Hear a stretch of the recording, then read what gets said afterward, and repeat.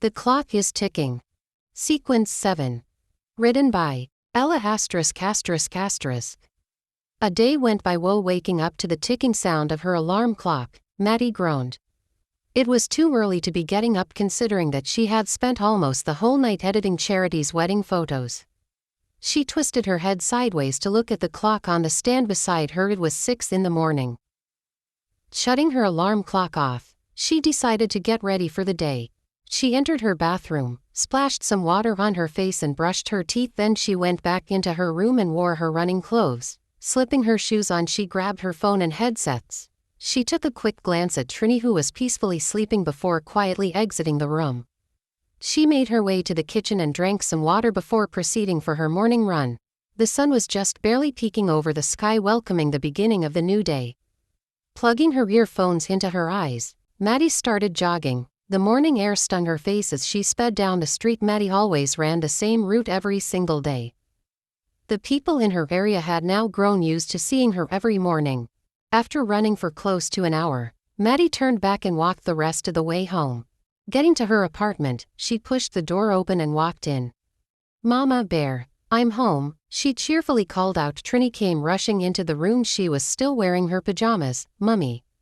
She smiled. Maddie picked up her daughter and placed a kiss on her forehead. "Morning, sunshine," she said. "Morning, Mama. Slept okay?" She nodded her head. "You need to go and bath now, Mama Bear. You are smelly." She giggled. Maddie put her down and was ready to go to her room when she noticed someone sitting on one of her couches. "Thomas," she blurted out. He had not aged a day since the last time she had seen him 8 years ago. He still looked younger than 30, though he had gained a little.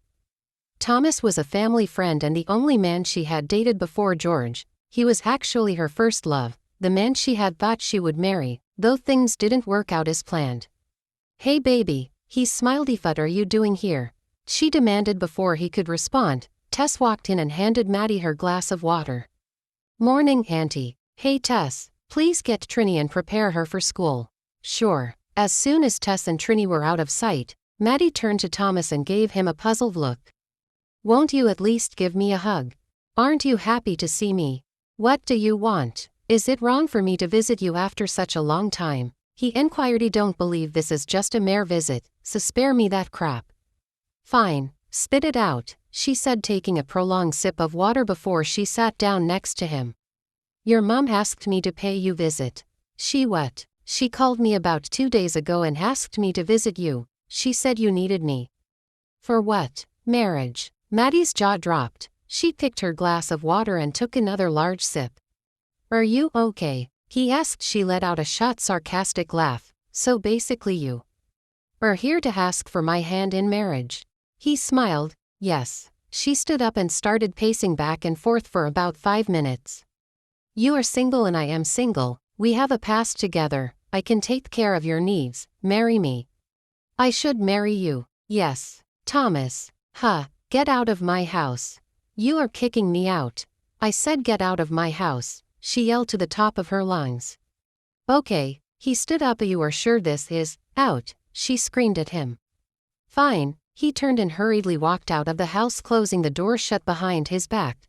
Maddie couldn't believe her mother would go this far to humiliate her. She was torn, conflicted, and seriously enraged at the same time. Why would her mother treat her like some old piece of land? She felt like crying and screaming. Enraged, she pulled her phone from her pocket and dialed her mother's number. The phone rang twice before she picked. "Hello." Her mother answered on the other line. "How could you humiliate me like this? How could you?" "No, good morning, Mother. How are you? You just called to yell at me." "I have no time for pleasantries. Why did you ask Thomas to come and see me?" "Oh, that. I was worried he wouldn't come." "Did he propose marriage?" "I don't want to marry him and I won't." "Why? Do you think I want to be married off to just anyone?" "You and Thomas had something going. You can easily revive it. Please consider his proposal." "No, Mother. This is for your own good, Maddie. That man is willing to marry you even when he knows you are a single mother. Stop interfering in my life. Leave me the fuck alone. I won't marry Thomas. I would rather die single." "Maddie, how dare you curse?" Maddie hung up the line, cutting her mother off before she could finish. She took in a deep breath and let it out slowly before she headed for her room. She had to quickly get ready for work. She had an important shot with the CEO of Aviva Multinational Insurance Company, one of the biggest brands in the country. People magazine was actually doing an article on him and they had hired her to do their cover photo. He stared at his watch for the umpteenth time. He hated to be kept waiting. He looked at the journalist who had just interviewed him. Are you sure this person is coming? Yes, Alice nodded. He restlessly paced back and forth for a while, then looked at his watch again. You know what, Alice? If the photographer doesn't show up in the next 5 minutes, I am going to have to cancel, he said. 5 minutes. Just 5 minutes, Alice pleaded. He shook his head. This was the one thing he hated about Zambians. They were so bad at keeping time, always showing up an hour after the appointed time. You know what, maybe we can do this some other time, he said, but before Alice could respond, the door swung open and Maddie walked in. Maddie, Alice breathed a sigh of relief. Hey Alice, sorry I am late. Something urgent came up in the morning. He looked at her. The photographer is a woman. The words rushed out of his mouth before he could stop them. Yes, Alice responded. He clicked his tongue. No wonder. Maddie was taken aback by his comment. She shot him a death stare. Who did he think he was, judging her because she was a female photographer?